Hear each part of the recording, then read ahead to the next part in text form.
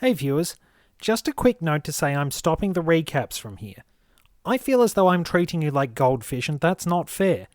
I recorded Mario Party DS without them, and it works just fine. Part of it is I think I'm insulting your intelligence, and part of it is it doesn't quite feel like me anymore. I've got to find my own thing rather than just adding on some sort of idea like I'm a dodgy TV show.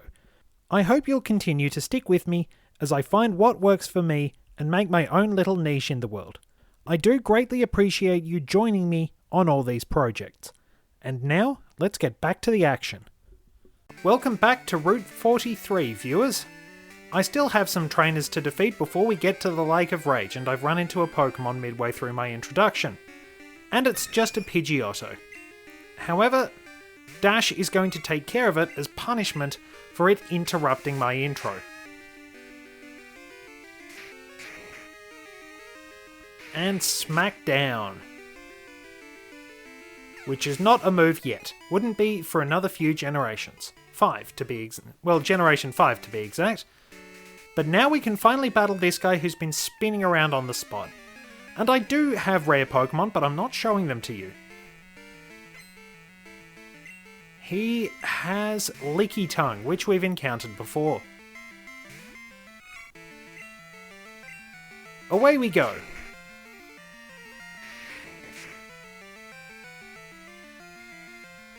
Ooh, almost.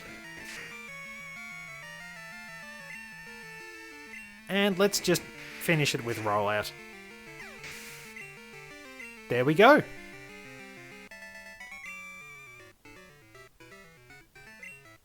Darlings, he only has one Pokemon. And we've got a call from Mum.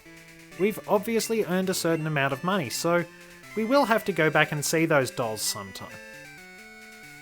But let's keep heading north. Barring interruptions, let's keep heading north.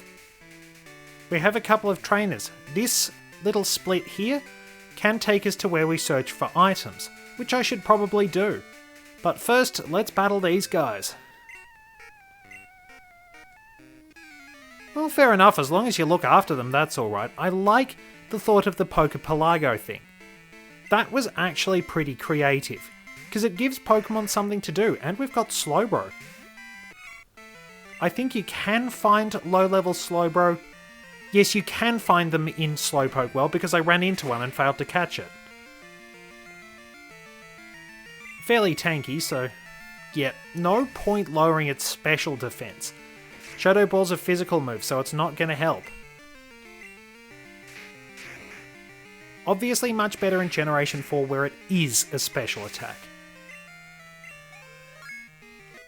And Dash is level 30. Nice work. Let's keep going. How could I do it? Quite easily. And oh hello, 3 question marks has been here. And he's being a dick, as you might expect. Now here's the thing, if 3 question marks is making fun of Nidoking, he does not know Pokemon.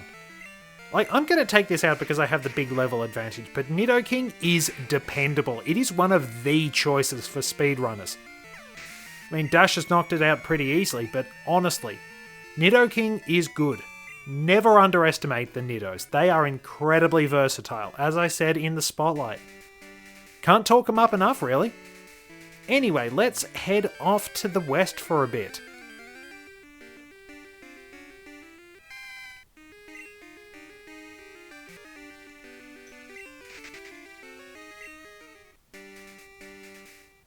Oh, and there's a fisherman to battle. He's a fisherman around this area. We know what he's going to have. Yep. You will only be able to find Magikarp if you're looking to fish here. Down it goes. You know, I should probably start up a rollout. Because this is coming up.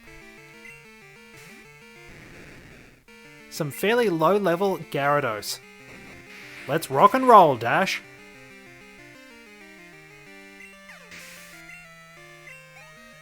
He's going to get some pretty good experience out of this. There's another Magikarp, and there is another Gyarados coming too.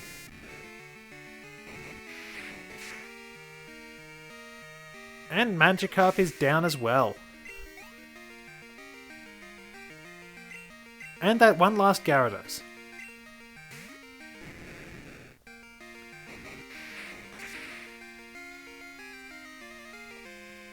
There we go.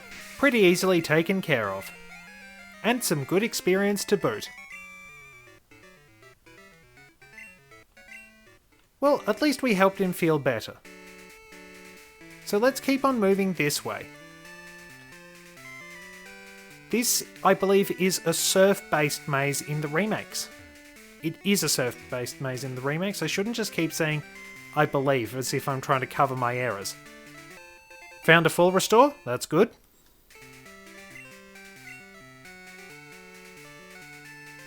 So let's spend a bit of time wandering around using Cut with Bellsprout's help.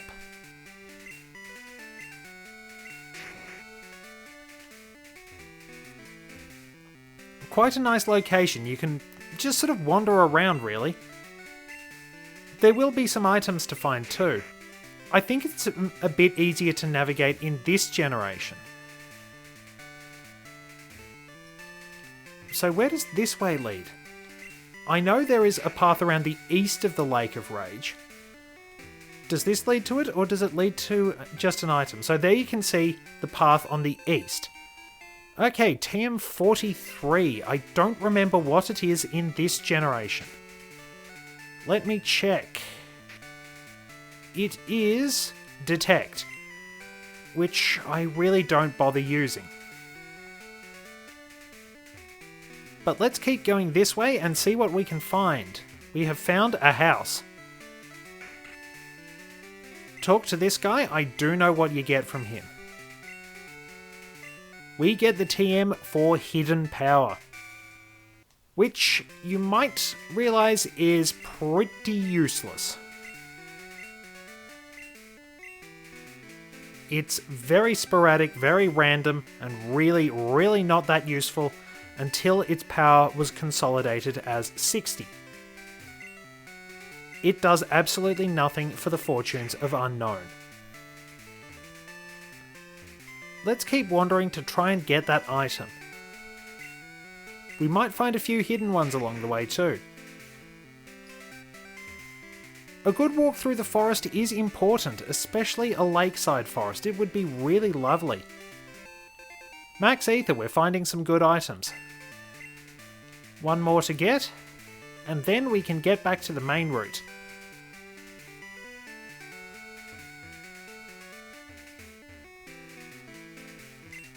It's nice having these little side areas, and I think really the HM moves, for the most part, should be optional if they're there. Something that just sort of lets you explore if you want to. Have things that do require you to do certain things like crossing the sea, but have something that's easily accessible.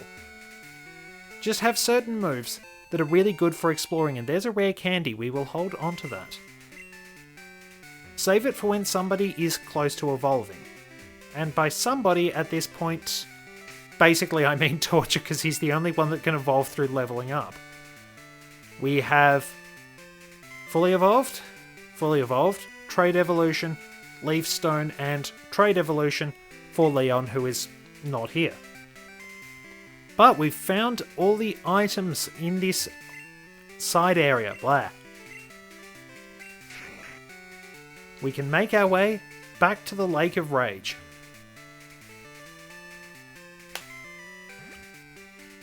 And it's a pretty nicely designed area. I actually do like the design of the water maze. As I was saying, I like the design of the water maze. It adds sort of a bit of character to the area. It's sort of this marshy design almost. A different type of terrain you don't really see used that often in the Pokemon games. Let us venture on, assuming we don't get interrupted by whatever this happens to be. It's another Flaffy. We're running into them quite a lot. I'm not sure how my team is going to fare against Gyarados because it's actually level 30. It's the strongest opponent we've faced for some time. Oh, I missed! Are there trainers we can battle? I think some actually turn up after you've cleared the rocket hideout in town. Yep, doesn't look like anyone's here. Maybe there is one person. No, he will tell us about the Lake of Rage. We will have to come back to see if there are opponents. Allow me to make a few preparations, and then we will head out to try and catch Gyarados. Alright, I'm prepared and ready to go. Mersey should be able to handle things pretty well. And there it is. Our introduction to shiny Pokemon. Because this could actually be played on the Game Boy Color, those sparkles were added, just so you could determine it. But this is our spotlight Pokemon for today, Gyarados. Honestly, everyone knows just how dangerous Gyarados can be. Almost every incarnation of Pokemon displays it as a ruthless, destructive force, and even though it doesn't have the great special stat it did in Generation 1, with that going to its special defense and its special attack being made fairly low to compensate, it's still an incredible powerhouse that can put a lot of moves to great use. Back in Generation 1, everyone was surprised when that seemingly pathetic fish evolved into a mighty dragon-like Pokemon, and many people still think Gyarados should be part dragon somewhere along the way. In fact, it's probably not for type balance, because a Pokemon this fearsome could be nigh unstoppable if it was a water dragon type.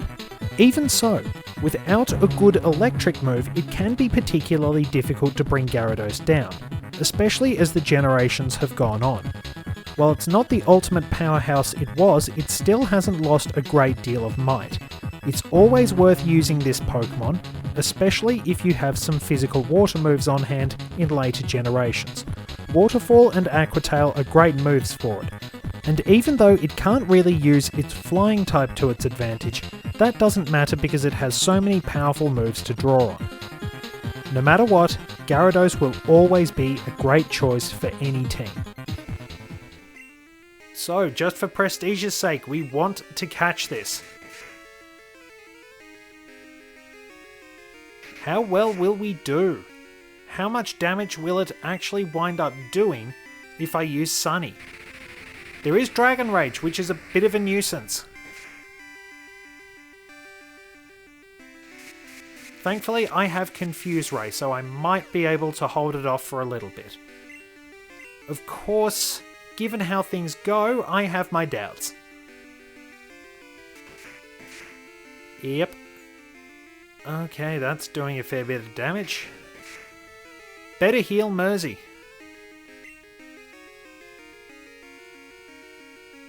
I probably shouldn't have sold off those hyper potions. Either that or they're in the PC. What? One turn. One turn. Oh, it's confused itself now because Thrash ran out. And watch me KO it. Watch me KO it with Body Slam. Called it. Alright, take two.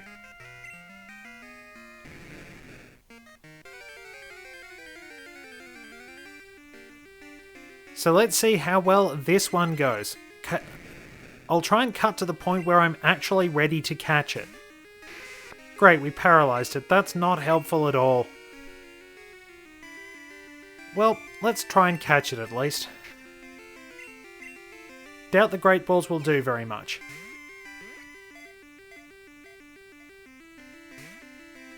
Nope, did absolutely nothing. Might need a bit of chip damage.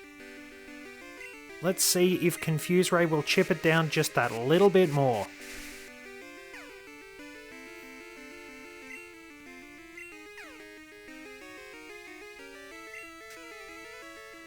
Alright. You know what? Let's try the Ultra Ball.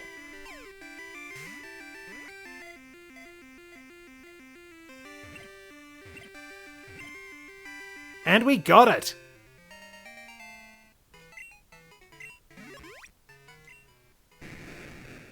Gyarados, the atrocious Pokemon. They say that during past wars, Gyarados would appear and leave blazing ruins in its wake. Not a very friendly Pokemon indeed. So we have snagged ourselves a red Gyarados. Very impressive indeed. And we get the red scale. We can take this back to Mr. Pokemon.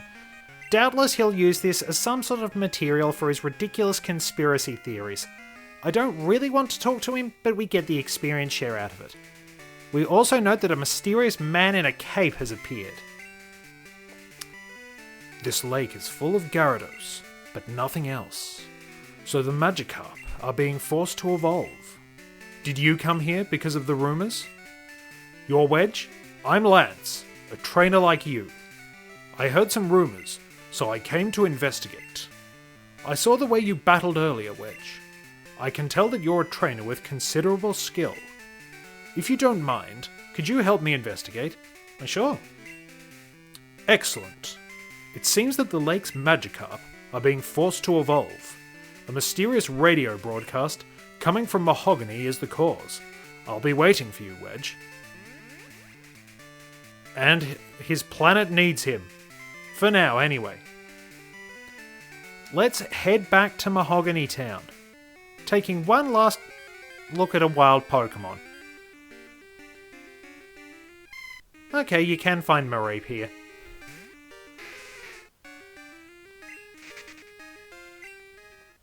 Alright, on we go. Back to Mahogany Town.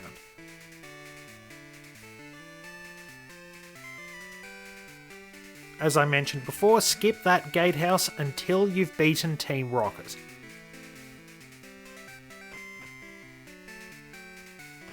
We'll fix our team up first. Gotta make sure everyone's fighting fit, and I will grab Leon as well. I mean, he will pretty much flatten anything in his path. And I should probably evolve him and Ruby after this little section is done.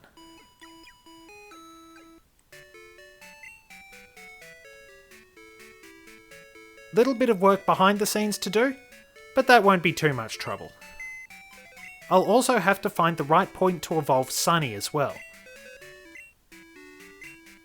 Okay, we'll move some Pokemon, and that will be good because it will allow us to save and keep our Gyarados.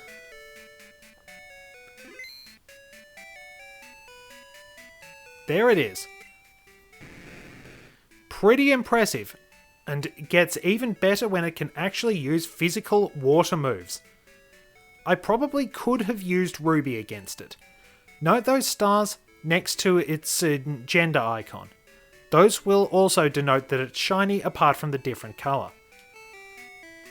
So we're looking to move Bellsprout out of the way.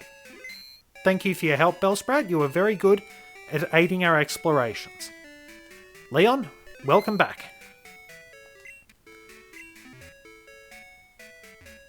So we're ready to go, apart from that guy walking into our path. And we head into this suspicious looking shop. And Lance is pissed. Dragonite, Hyper Beam. What took you, Wedge? Just as I thought, that strange radio signal is coming from here.